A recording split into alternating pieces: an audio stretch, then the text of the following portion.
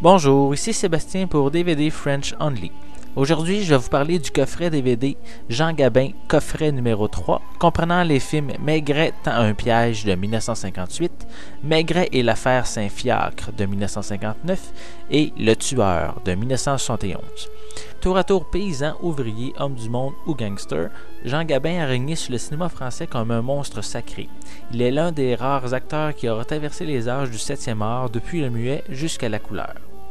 Voici un petit résumé de chacun des films. Pour Maigret tend un piège, c'est l'histoire d'un tueur en série qui tombe dans le piège de Maigret qui a su reconnaître en lui l'orgueil de celui qui veut devenir célèbre.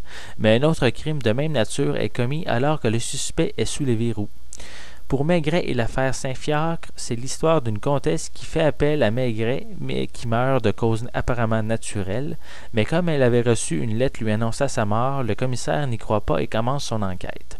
Et finalement, pour le film Le Tueur, c'est l'histoire de Georges Gassot, un tueur notoire qui s'enfuit d'un hôpital psychiatrique où il s'était fait admettre.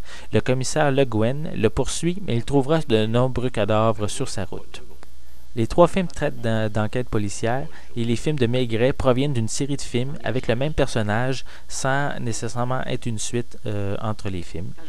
Pour le menu, il représente le devant d'une salle de cinéma avec les rideaux et présente des séquences des trois films du coffret.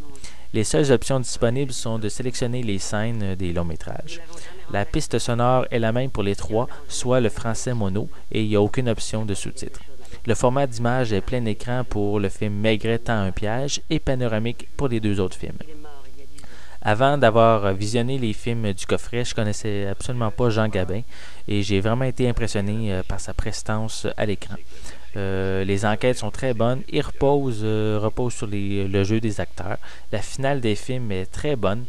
J'ai vraiment trouvé qu'il y avait un bon punch, sauf que j'ai été déçu pour la fin du film Le Tueur. Je trouve que ça manquait d'originalité. Pour conclure, c'est un très bon coffret qui rappellera des souvenirs aux plus âgés et qui permet aux plus jeunes comme moi de découvrir cet acteur. Je vous remercie et bon visionnement.